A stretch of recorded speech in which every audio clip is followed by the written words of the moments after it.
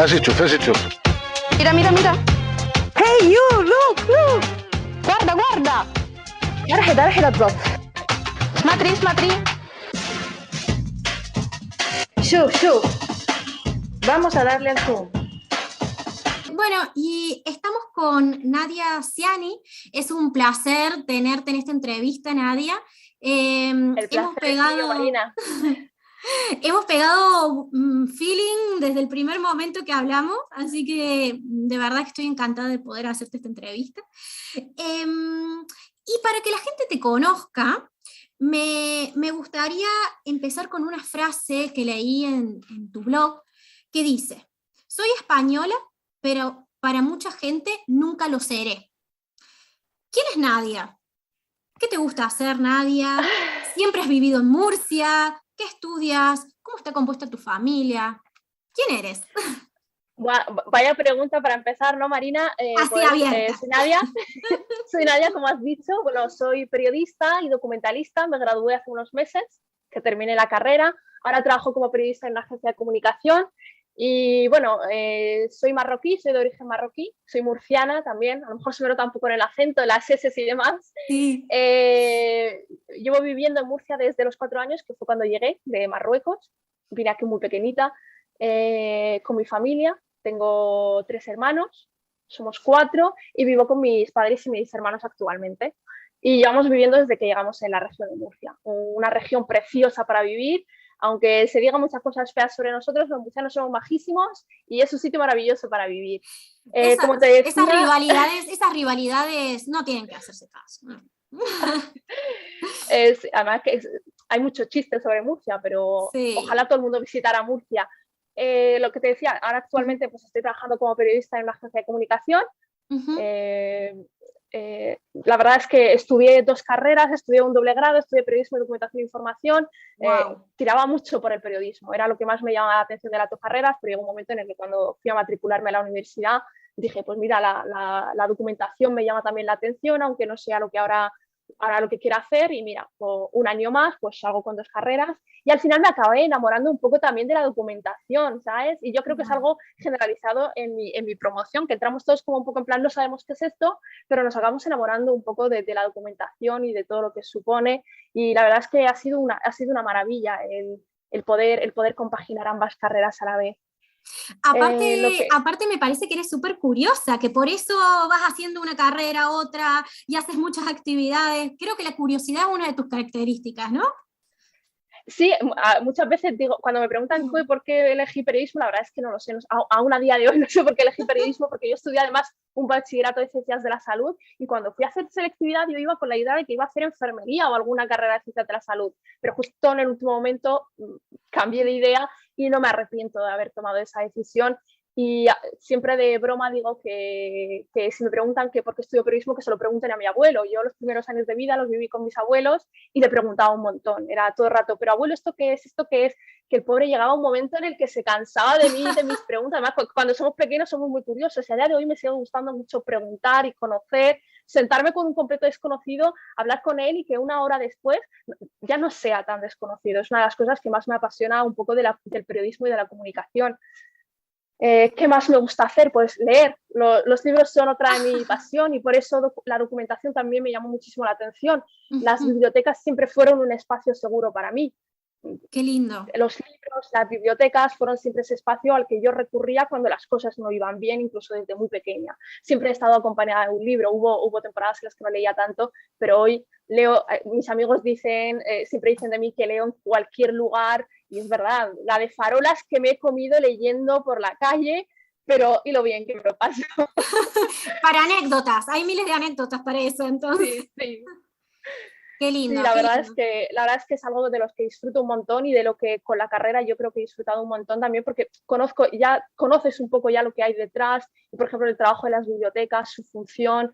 En ese sentido también la verdad es que ha sido una maravilla en ese sentido el haber compaginado ambas carreras y el conocer 2 realidades que, aunque parezcan que son muy diferentes, en verdad están muy unidas. Al fin y al cabo son 2 carreras de comunicación. Exacto. Y aparte, lo lindo es que detrás de los libros siempre hay historias. Y esas historias surgen a otras dudas o consultas sobre algún tema o sobre alguna realidad específica y hace que uno se mantenga continuamente informado. Yo que también soy periodista, la curiosidad es como que de alguna manera se tiene que saciar.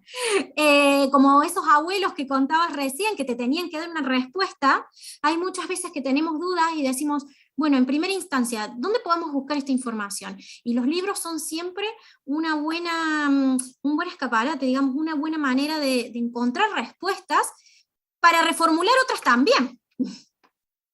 Sí, la verdad es que los libros en general, hay mucha gente que te dice, bueno, hay libros y libros. Yo abogo por todo tipo de libros, cualquier tipo de literatura. Lo importante es leer, incluso la novela romántica. Yo, por ejemplo, me encanta mucho leer novela romántica y es una cosa que más disfruto. Leo de todo tipo, pero también disfruto de la novela romántica y no me avergüenzo de decirlo. Sí, es un libro que no me va a dar mucho más, pero oye, pero se aprende también un montón de cosas. Porque, claro que sí. Te estás leyendo un libro, te hablan de una tradición, te hablan de una ciudad que no conoces, te hablan de una marca en concreto y de allí puedes tirar. De todo se puede aprender y entonces el banalizar cierta literatura, yo siempre he estado un poco en contra de eso. Lo importante es leer, da igual lo que estés leyendo, Eso. aunque sea Twitter.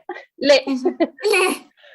Leer, perfecto, qué buen mensaje, leer, así, para que nos quede sí. en esta primera parte.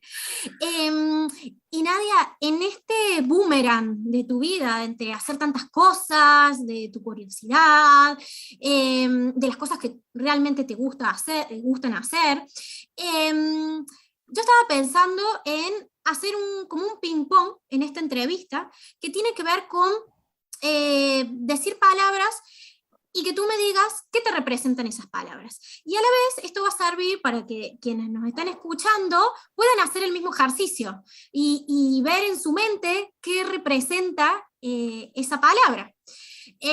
Por ejemplo, la palabra familia. ¿Qué se te viene a la mente cuando te decimos esta palabra, familia?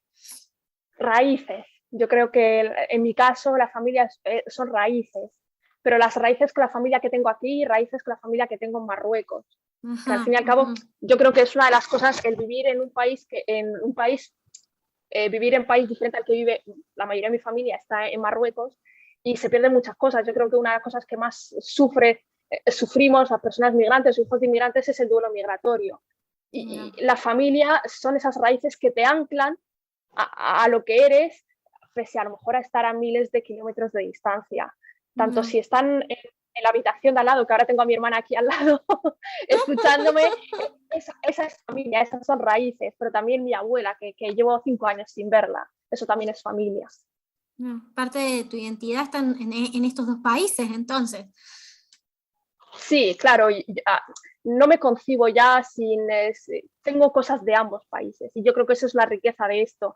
Conviven cosas en mí de la cultura marroquí y cosas de la cultura española y a mí me parece maravilloso. Por eso cuando me preguntan de dónde soy, pues mira, soy marroquí, pero también soy española. Aunque como tú decías antes, mucha gente nunca me considerará española por mis rasgos, por el pañuelo que llevo y demás, pero bueno, a mí me da un poco igual lo que la gente piense de dónde soy. Yo sé lo que soy y de dónde vengo. Que incluso muchas veces cuando la gente te pregunta y te dice, pero ¿tú de dónde eres?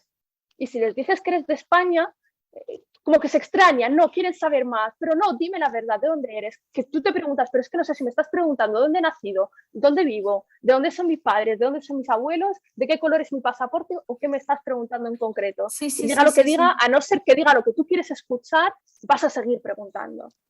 Exacto, y aparte lo que hablábamos nosotras hace unos instantes es que mucha gente relaciona el profesar el Islam con ser extranjero, como no puede haber españoles que profesen el Islam, es como un mito que se viene generando de hace mucho tiempo.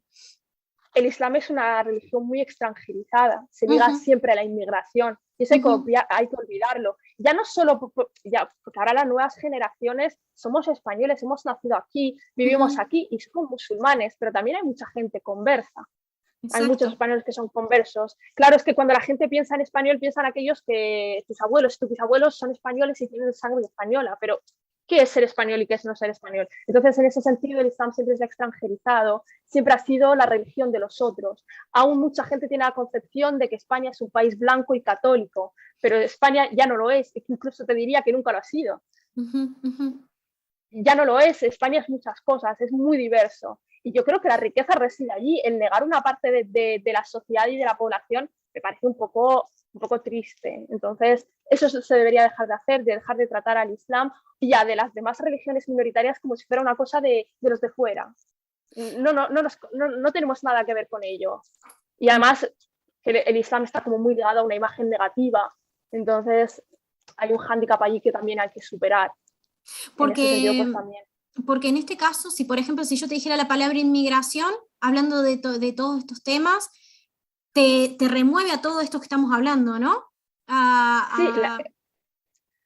Sí, migración es que inmigración te lo puedo ligar a familia, que has dicho tú antes, a esas raíces, a ese duelo migratorio del que hablaba, a lucha, valentía, a personas, ¿no? Porque inmigración muchas veces lo que vemos en los medios de comunicación, que yo como soy periodista lo digo muchas veces, todos los medios de comunicación, es que se habla de inmigrantes, de números, pero es que son personas con unos nombres y unos apellidos y una historia detrás.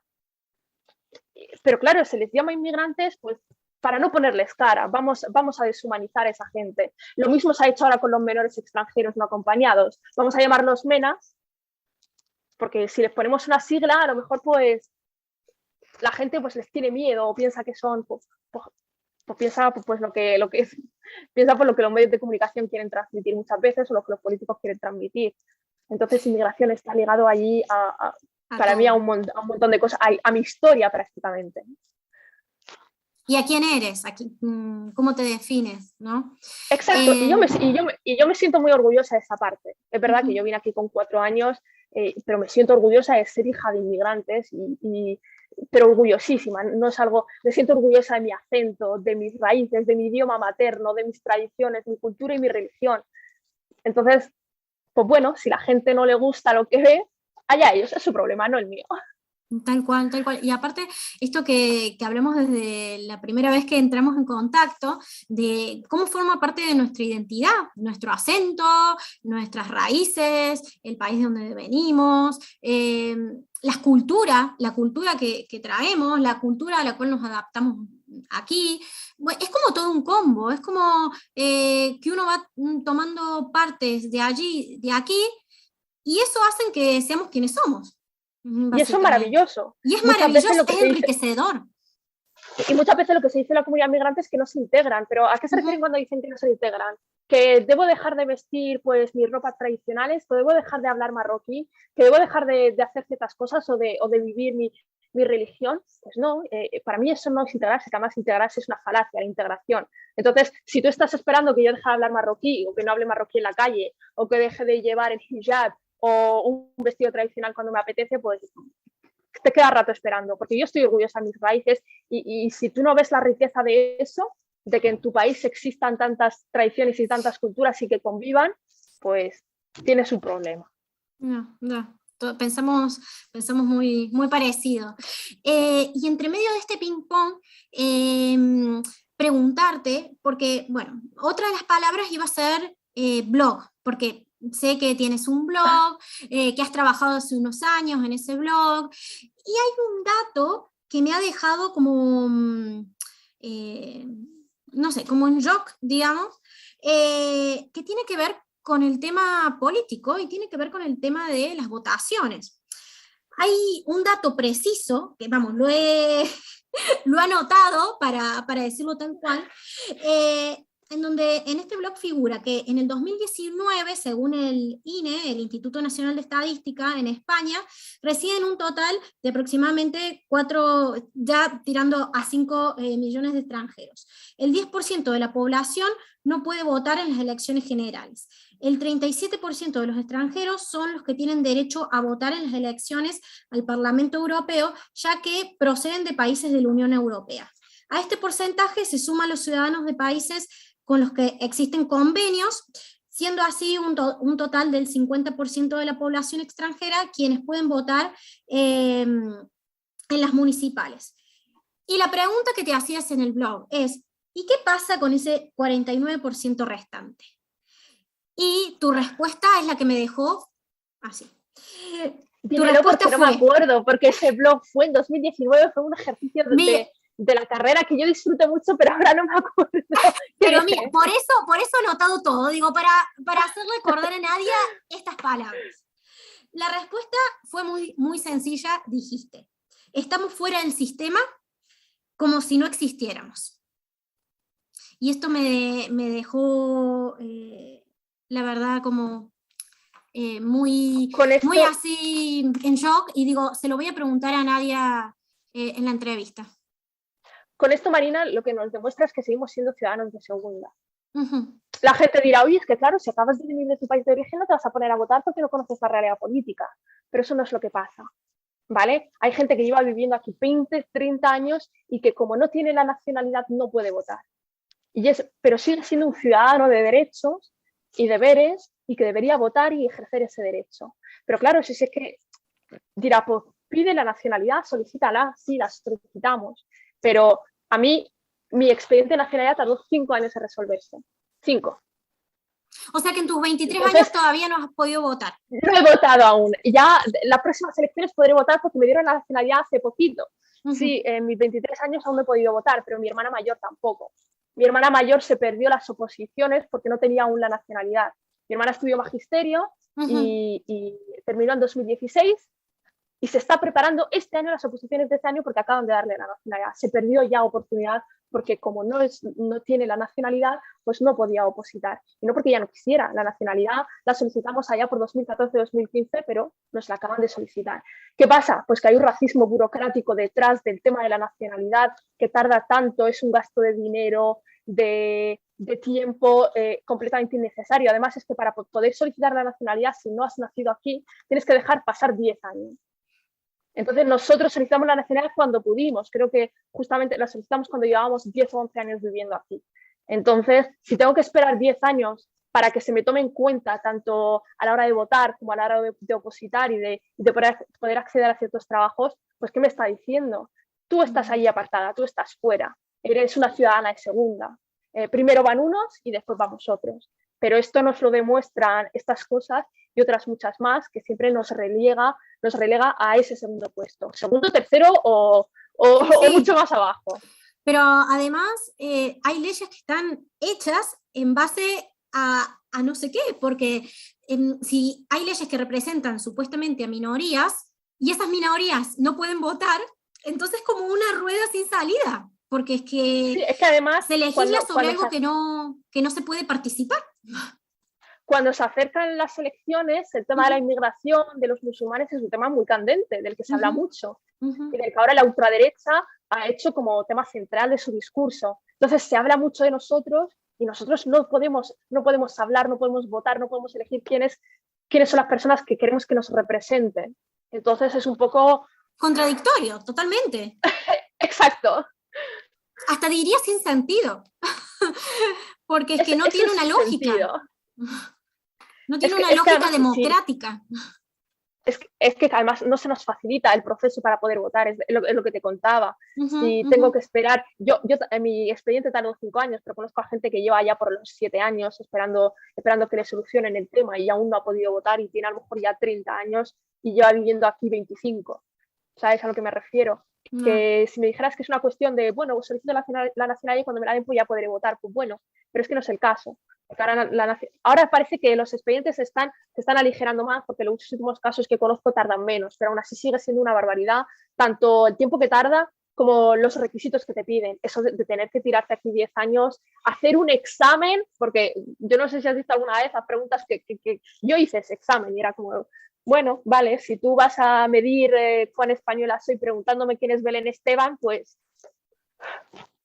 es un poco un sinsentido. Muchas veces te hacían preguntas que ¿qué artículo qué dice el artículo X de la Constitución? Y yo, perdona, pero es que no he estudiado Derecho. Y si le preguntas a cualquier persona a la calle, a no ser que le interese ese tema, no tiene por qué conocerlo, a no ser que sea uno de los derechos básicos. Pero si me dices uno sobre las autonomías, pues lo siento mucho, pero reconozco que no lo sé.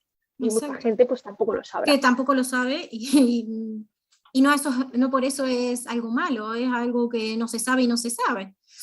Yeah. Exacto. Que esto del examen, la verdad que me llama la atención porque claro, se supone que con esas preguntas miden tu nivel de, de De español o no, integración o de de españolidad. integración, exacto, cuando en realidad pasa por otro lado, tanto la cultura como lo que es sentirse español o no, o sentirse parte de un sitio, ¿no? Que creo que va por ese lado, cualquiera que Es que sea, es es sentirse que parte de un sitio. ninguna ley, ningún papel debería decirnos de dónde somos o dónde dejamos de ser. Exacto. Yo incluso antes de tener ese DNI en el que me decía que era española, muchas personas me preguntaban, me decían, pues soy española, porque el sentir, bueno, depende, soy española, soy marroquí, soy ambas cosas, Sí, sí, es de ¿sabes? donde te Pero sientas. el sentir, un trocito de plástico, sea la nacionalidad que sea, no me dice quién soy. Exacto. Y lo bueno es tenerlo en cuenta, también eh, para quienes muchas veces se encuentran con esa disyuntiva de decir, ay, soy de aquí, soy de allí, soy de... Que esto que estamos hablando, que un trozo de papel no te dice dónde eres, que es un sentimiento, es parte de quién es uno y de lo que uno siente. Que es bueno también para que cuando otros escuchen esto, que lo reflexionen. Eso espero. Ya te digo, yo hablo desde mi propia experiencia, no puedo hablar por todo el mundo se Ujú, sentirá igual, ni todo el mundo lo habrá ujú, vivido igual. Hablo de mi ujú. propia experiencia y de los 23 años que tengo, que para mucha gente pues dirá, pues es que tiene 23 años, que sabrá. Vamos, sabes muchísimo, muchísimo, no me cabe duda. Bueno, y en todo esto que estamos hablando, también hay algo que fui sacando de otras entrevistas que tiene que ver con la deconstrucción, que creo que viene genial a lo que estamos hablando, esto de deconstruir. ¿Tú qué podrías decir al respecto de la deconstrucción? Primero hay que ser consciente de una realidad, es que Ujú, vivimos en una sociedad racista, en una sociedad machista, en una sociedad patriarcal, homófoba, y es lo que hay, y todos hemos crecido con esos preceptos, todos tenemos pues esos rasgos machistas, racistas, todos soltamos esos comentarios. ¿Qué pasa? Que hemos llegado a un momento en el que hay que ser consciente de lo que pasa a tu alrededor y de otras realidades, y hay que intentar ser consciente de los privilegios que tienes tú como persona y decir, hostia, pues, hay gente que no tiene los mismos privilegios que yo, o esto que acaba de decir es una racistada enorme. Yo ujú, lo reconozco. Soy una ujú. persona racializada, pero muchas veces me veo soltando comentarios racistas sobre otras comunidades y digo, hostia, Nadia, ya te vale. Entonces, ese proceso de construcción puede empezar por las cosas más sencillas, de aceptar que tienes unos privilegios, intentar que cuando no sea el momento, no alzar siempre tu voz, no estar siempre tú el primero, ¿no? Y yo esto lo comparo mucho con lo que está pasando con el feminismo. Ahora hay Ujú. mucha gente que ya tiene esa conciencia feminista e intenta, de cierta manera, pues desaprender eso, todo lo aprendido en referencia al machismo. Pues Para volverlo con a el construir. racismo, claro, con el racismo pasa lo mismo. Vamos a desaprender esas cosas y volvamos a aprender otras. Yo, por ejemplo, en mi grupo de amigos, en mi grupo más cercano, mis personas más cercanas, que en mi caso se da que me rodeo mucho de personas no racializadas, pues yo intento un poco ayudarles en ese proceso. Es decir, si yo estoy con mi mejor amigo y me dice una cosa, le digo, oye, para allí, que lo que acabas de soltar es muy racista. Y si sé por qué, yo se lo explico. Y si no, lo buscamos juntos. O muchas veces decimos algo y le digo, ¿tú crees que lo que acabamos de decir es racista o es capacitista? Y lo buscamos y nos Es que es queremos un informar, nos aprendizaje corregimos. conjunto, Claro, totalmente. nos corregimos mutuamente, porque yo también tengo que desaprender muchas cosas de muchas realidades. Entonces, yo creo que es desaprender y volver a aprender. Y Y no tiene volver a nada de malo aprender. reconocer que tenemos comportamientos machistas, racistas, homófobos. No tiene nada de malo, somos humanos, nos han criado bajo esos preceptos. Lo que pasa es que ahora pues, hay que aceptarlos e intentar deshacernos de ellos. Es un trabajo diario y creo que a todos nos viene bien este proceso de construir y volver a construir. Como decías recién, también muy relacionado con el feminismo, con otras temáticas que hoy están como candentes en la sociedad, que de verdad que es un proceso del día a día, porque ya lo tenemos, hay conceptos que los tenemos tan arraigados que de construir para volver a construir es un proceso lento y a la vez, al hacerlo en conjunto, como decías tú recién, también ayuda a que eso se agilice un poco más, a que eso se puedan compartir las miradas que tienen otras personas sobre un tema, que se aprenda en conjunto, porque muchas veces lo que uno no sabe, el otro lo sabe, o viceversa. Así que creo que la idea de construir es positiva y es diaria.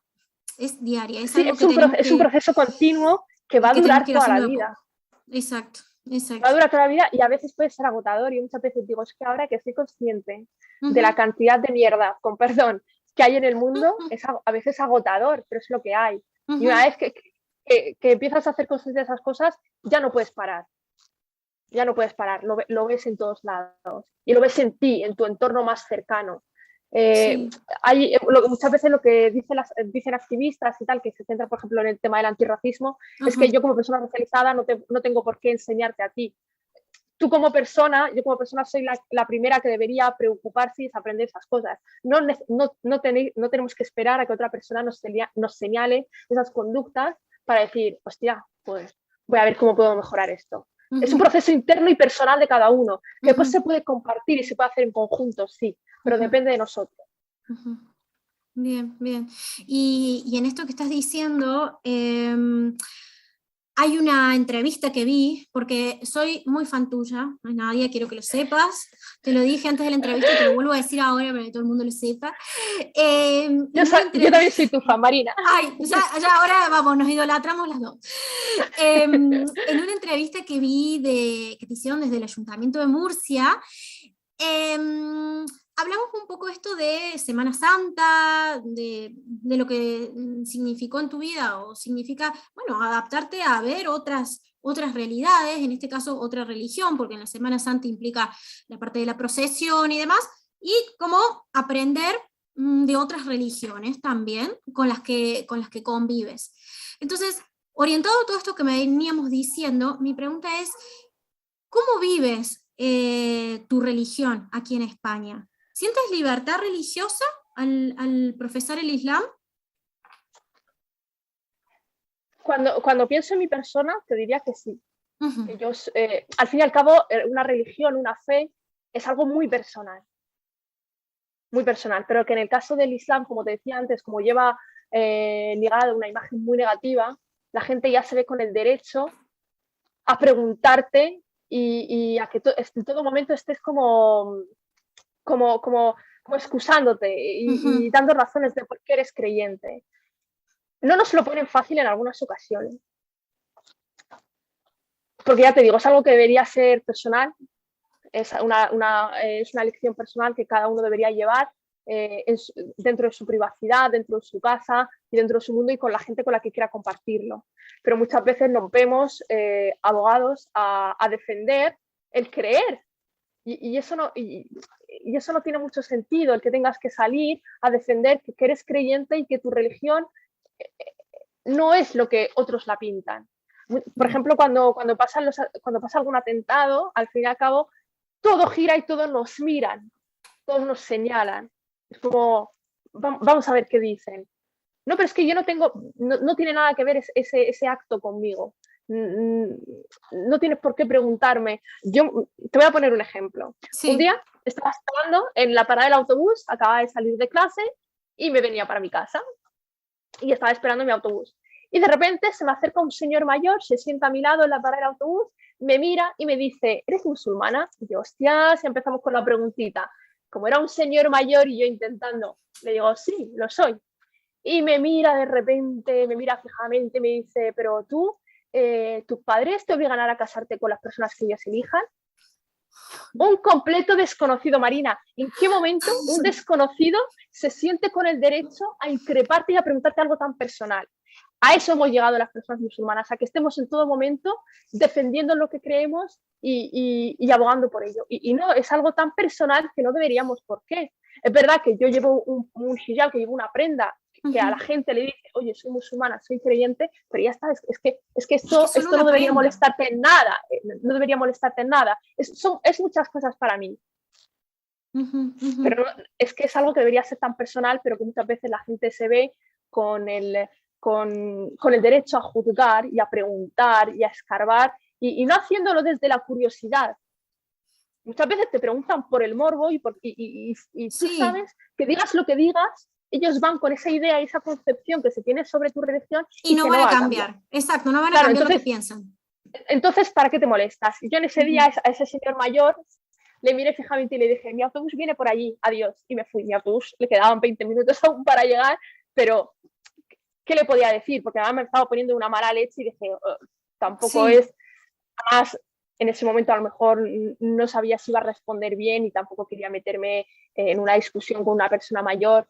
Entonces dije, lo mejor que puedo hacer es alejarme. Esa persona no tenía el derecho a preguntarme y yo no tengo por qué responder, ni quiero responder. Es algo que es algo mío y que nadie debería preguntarme por él, a no ser que se dé la ocasión. Es decir, mis amigos, pues obviamente hablamos de todo, pero un completo desconocido o que se nos ponga en el foco de las cámaras cuando pasa algo para que hablemos de nuestra religión y de nuestra intimidad, se desgrana, se habla, se critica, es un poco duro a veces. Entonces, ya te digo, a veces no nos lo ponen fácil, pero ahí estamos.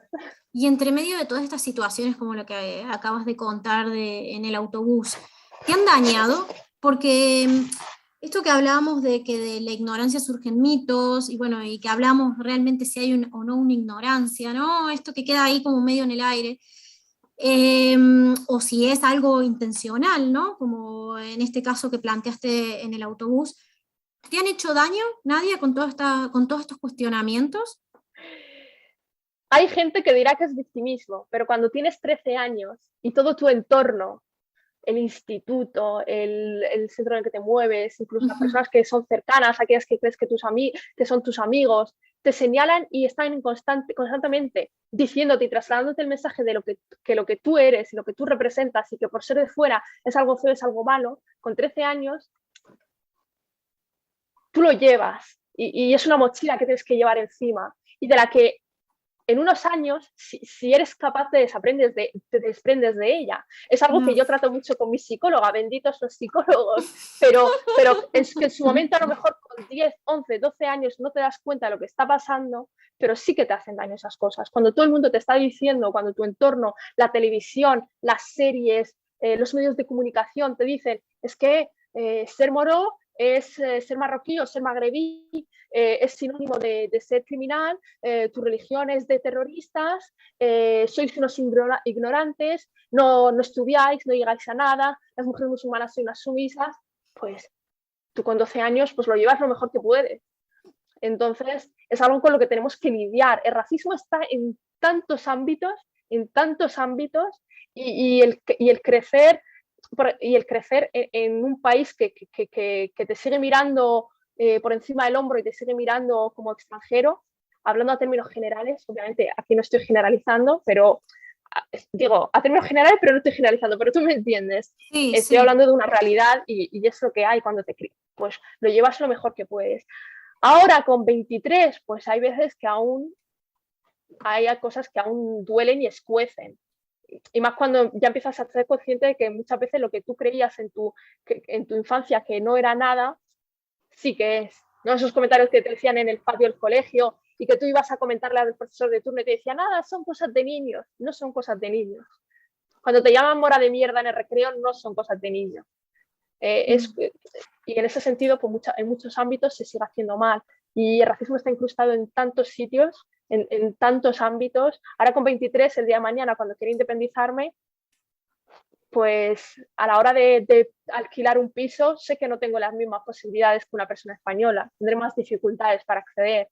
Mi currículum muchas veces será descartado por mi nombre y mis apellidos.